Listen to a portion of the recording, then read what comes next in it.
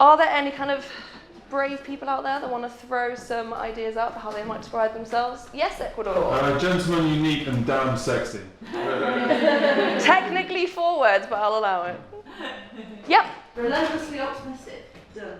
Oh, I like that. It's my kind of person. I feel like that's like the opposite of depression. That's like what I have. I'm just like, all the time. That's why I don't drink tea or coffee. Bad caffeine, people might kill me. Anyone else got any ideas for how might describe themselves? We like to go relentlessly pessimistic. Lower the tone. I guess that's quite good though, because you can always like look out for the bad things that might happen, and when things go well, it's just a bonus, right? We now have our "No One Died Today" song that we sing at the end of every gig, which is just "No one died today," and that's it. It's a nice, positive thing to have. So these 3 words. If you have a think about them, is there a different way that you kind of think you would rather be seen than what you've got written down? Because you kind of, when you're thinking about yourself, you kind of got to think about the positives and the negatives at the same time. So I know, for example, that I am very positive, it's a good thing to be, and kind of pretty happy, but I also am really bad at standing up for myself, and I'm really bad at like delegating jobs. I try and just do everything, and then it ends up being a bit overwhelming. So it's kind of good if you're trying to assess your character, because kind of PR is all about how you present yourself and how you want other people to kind of see you and how you want to come across. So I kind of feel like you need to assess your negatives as much as your positives when it comes to all this. So yeah, have a little think about what you've written down. Is there a kind of thing that you would like to change about yourself, or something that you kind of think that you would be better off being? So have a little think about all those kind of things. In fact, I have another thing I'm going to ask you guys whilst I'm here. Do you think there are particular skills that would make you better as a performer? So I'm going to get you to shout some things out. Kind of what things do you think would be a positive for being a good performer? Being productive. Being productive. That is very good. I picked the only pen that doesn't work. Any other things that you think would be particularly good for being a performer? Risk taking. Risk taking.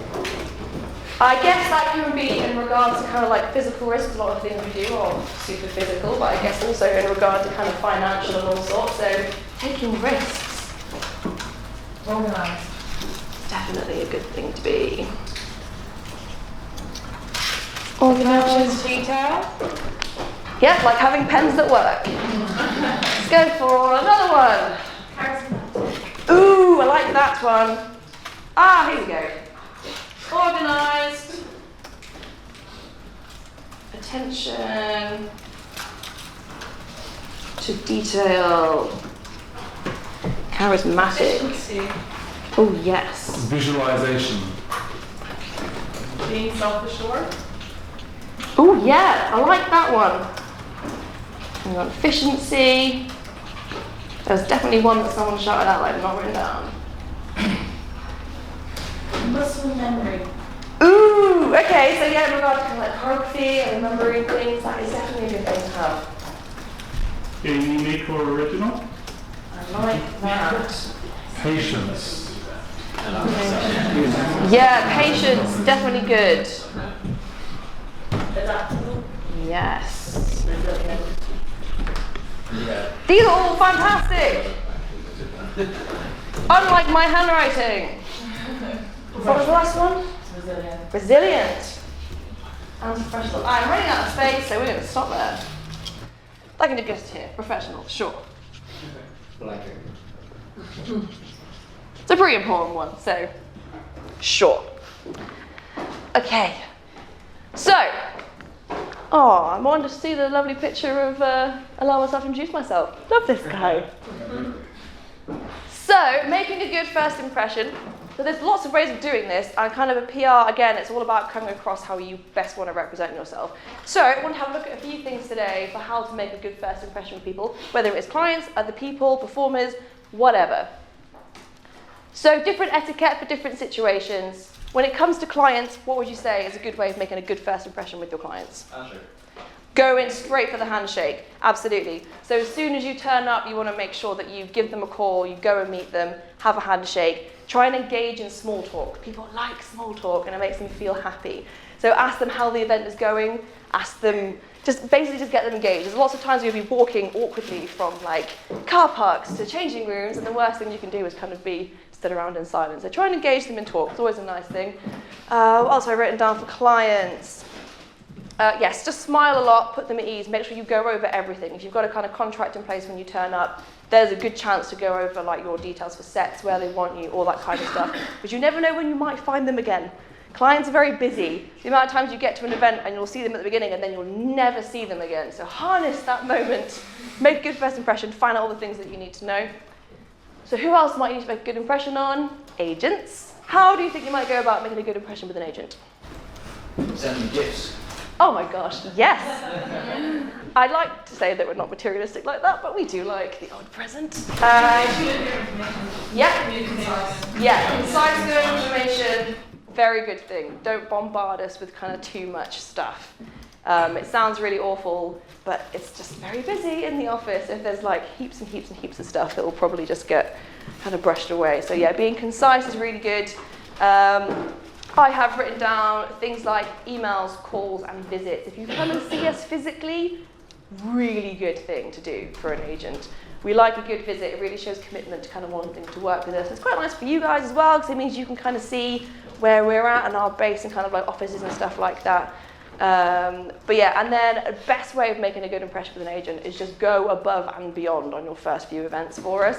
Obviously, you should always be doing a good job when you're out on events, but if you get that real good bit of positive feedback on your first few events, it basically secures your place with that person for a lot longer. If you don't hear anything back, or I don't know, I think, yeah, just go above and beyond. Really try and show that you want to commit to an agent that you're working with. Also, send your own feedback after the event, whether it's positive or negative. We really like to find out what's happened. So yeah, for us, just let us know. Or like if you're working for someone for the first time, drop us a text to let us know you've turned up. Once I've known you for a long time, then I will know that you'll be there and you'll do all that kind of stuff. But it's nice to get kind of put at ease. So if either Facebook or text just say that you're there. But feedback from you yourself is really important, because also we want to better ourselves and make sure we're providing what you need. So if you don't let us know if things have gone a bit awry, we can't improve for you either, which is the point of a relationship.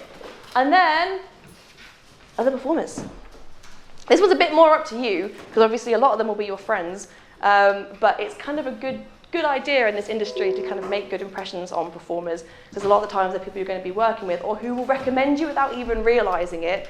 The best thing you can get is like word of mouth through other performers. So if I've got a performer I really rely on and they tell me, oh, this person's really good, I will probably listen to them more than if that person got in touch with me directly, weirdly. So it's kind of a good idea to make a good impression on your kind of other performers and friends and things.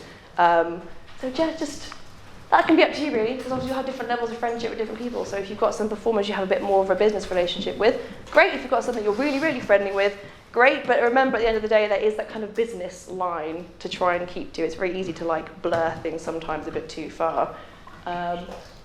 Just be nice to each other. That's it. Message of the day. Okie dokie. Oh yeah, that is my main point actually, is basically... In fact, I'd like you all to make a pledge for this right now, if you could all put your hands up. Just do, I solemnly swear,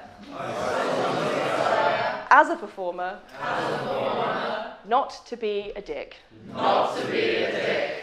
Perfect. That is the one thing, if that is the one thing you take from this whole thing today, I will be happy, because that is the thing that is most important to me. Just don't be a dick.